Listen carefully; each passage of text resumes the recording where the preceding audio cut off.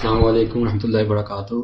आप देख रहे हैं FSU टेक 9। आज मैं एक नया इंस्ट्रूमेंट लेकर आपके सामने हाजिर हूँ। ये बेसिकली इसको pH मीटर भी कहते हैं और वाटर क्वालिटी एनालिसिस के लिए भी यूज़ कर सकते हैं, क्योंकि इसमें सिर्फ pH नहीं होती बल्कि आप pH भी मेजर कर सकते हैं।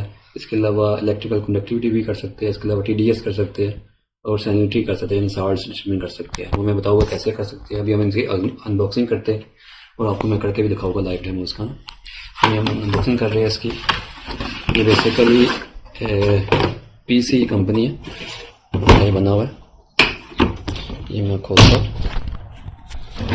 ये इसमें एक तो आपको मिलेगा इसका मीटर, ठीक हो गया। इसके बाद मैनुअल है इसमें और इसकी कैलिब्रेशन सर्टिफिकेट है ये, और इसके अलावा इसका सेंसर है। ये TDS करने के लिए, इलेक्ट्रिकल कनेक्टिव करने के लिए और साल्ट डिटरमिन करने के लिए इसका अलग सेंसर है। और इसके अंदर एक सेंसर लगा हुआ है। ये बेसिकली 2 सेंसर है इसके अंदर ना, तो आप यूँ डिटरमिन कर सकते हैं। और इसके अलावा इसके साथ कैलिब्रेशन के लिए PH4 है ये और PS7, इससे कैलिब्रेशन करनी है पहले आपने इसकी इंस्ट्रूमेंट की, और उसके बाद इसको यूज़ करना। ऐसे इलेक्ट्रिकल कनेक्टिविटी जो वाटर एनालिसिस करनी है उसके लिए भी यानी आपने इसकी पहले कैलिब्रेशन करनी है। तो मैं यानी आपको इसका लाइव डेमो दे देता हूँ। अभी स्टार्ट करते हैं। सबसे पहले आपने सेंसर इसमें एक पहले लगा हुआ है। बेसिकली जो सेंसर इसके लगा हुआ है अभी, ये इलेक्ट्रिकल कंडक्टिविटी के लिए, TDS के लिए और साल्ट्स के लिए। तो सबसे पहले आपने इंस्ट्रूमेंट को सिर्फ ऑन करना है। पावर ऑन किया, ये इंस्ट्रूमेंट पावर ऑन हो जाएगा। ये हो गया स्टार्ट। ये अब इसकी 0 रीडिंग है। तो इसमें ये देखिएगा, ये निशान आपके सामने हो, ये ज़रा क्लियर करें निशान। तो ये साल्ट्स के लिए बना है। पहले हम करते हैं इसकी कंडक्टिविटी। ये निशान चेंज हो गया, कंडक्टिविटी पे आ गया। तो ये हमारे पास वाटर का सैंपल है। पहले आपने इसको कैलिब्रेट करना है दोनों के साथ। मैं कैलिब्रेट नहीं करा क्योंकि मैं वीडियो बना रहा हूँ, तो मैं डायरेक्ट इसमें डालता हूँ। या मेरी पानी की रीडिंग दे रहा है तकरीबन। जब ये स्टेबल हो जाए इसको यूँ छोड़ देना आपने। जब ये स्टेबल हो जाए तो उसके बाद वो फाइनल रीडिंग होगी आपकी। ये बेसिकली कंडक्टिविटी की रीडिंग्स आ रहा है। इसको EC भी कहते हैं आप, इलेक्ट्रिकल कंडक्टिविटी जो कहते हैं EC, उसकी वजह दे रहा है। यह मेरे तकरीबन 325 आई है। और मैं इसकी आइडियल रेंज भी बता दूँ आपको, यहाँ पे ज़रा करें। इसकी जो आइडियल रेंज है इलेक्ट्रिकल कंडक्टिविटी, वो अगर ड्रिंकिंग वाटर में 50 to 500 तक मैक्सिमम जाती है। लेकिन जो आइडियल रेंज है वो आपकी इधर का आइडियल रेंज है जो आपकी 100 से 300 के करीब होनी चाहिए, जो आइडियल रेंज है।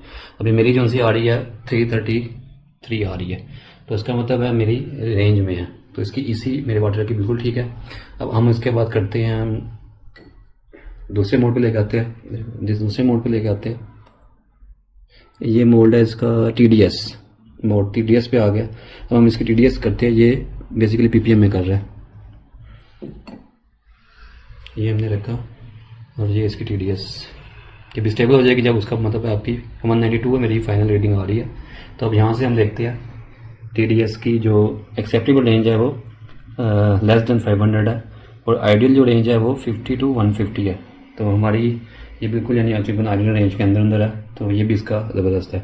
अब हम एक और चीज़ की मेजर करते हैं, इसके अंदर साल्ट, ठीक है, कि साल्ट कितने हैं। सैलिनिटी जो लिखा हुआ एंड पे, PPT का मतलब होता है 1000, जो 1 PPT होता है वो 1000 ppm के बराबर होता है। बेसिकली ये दे रहा है, ये हमारी क्योंकि वैल्यू ppm में है, तो इसका मतलब है 0.5, मतलब है 500 ppm, ठीक है। इससे कम होनी चाहिए।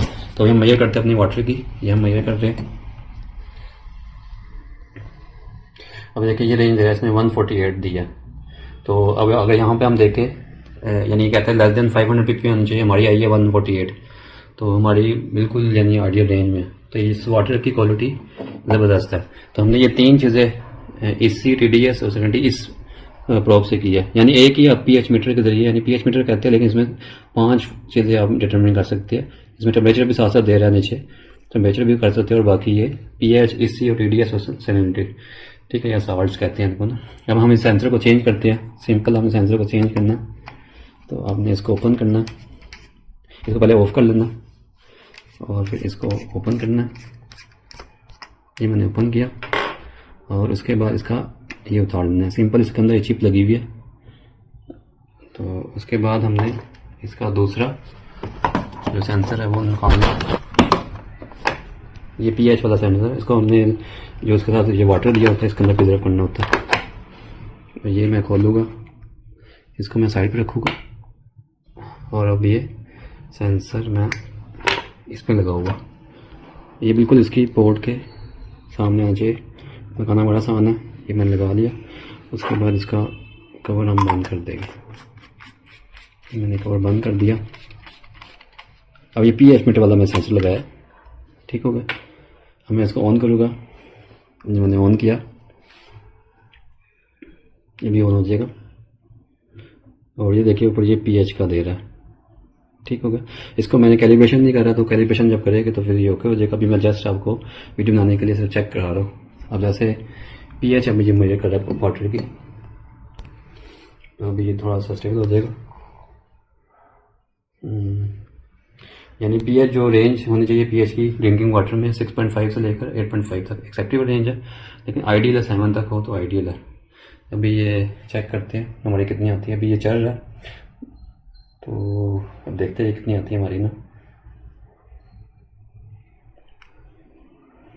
ये यहाँ पे स्टेबल होगी उस वक्त आपकी यानी एक्चुअल वैल्यू होगी, और ये थोड़ी देर लगती है pH में स्टेबल हो जाती है। जब ये स्टेबल होगी तो इसका मतलब है आपकी वो एग्जैक्ट वैल्यू है, तो तुरंत थोड़ा सा आपने वेट करना। अच्छा ये देखिए हमारी pH स्टेबल हो गई है। अब मैं बताता हूँ कि 6.5 से लेकर हमारी है 6.56, तो हमारी एक्सेप्टेबल रेंज में है। आइडियल 7 होती है, लेकिन हमारी 6.5 इसका मतलब है हमारी एक्सेप्टेबल है। तो हमारा जो ड्रिंकिंग वाटर मैं घर में यूज़ कर रहा हूँ उसकी सारी वैल्यू यानी विद इन रेंज आई है, सारी value with in range I है। अब मैं आपको एक और चीज़ बताता हूँ कि इसका फ़ायदा क्या है करने का, कि क्वालिटी यानी फॉर एग्जांपल अगर pH हाई होती है आपके वाटर की, तो वाटर के अंदर एक बिटर टेस्ट आएगा, आपको पसंद नहीं आएगा। और बाकी यानी स्केल फॉर्मेशन होगी आपके, ठीक हो गया। और can lead to dry skin irritation इसकी वजह से होगी अगर pH ज़्यादा आती है वाटर की ना।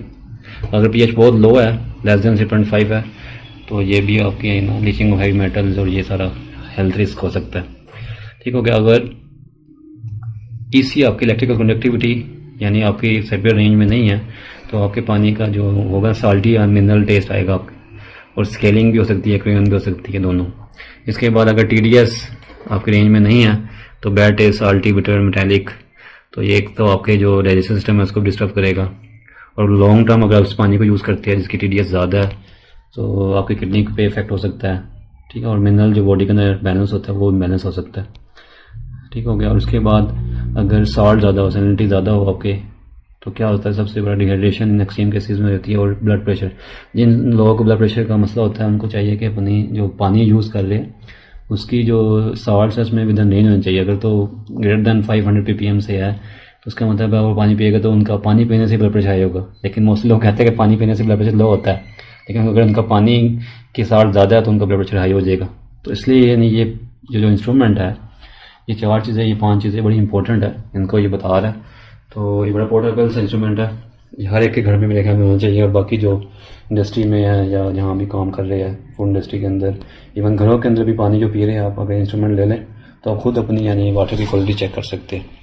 तो आज के लिए इतने काफ़ी है। थैंक्स, टेक केयर, अल्लाह हाफिज़।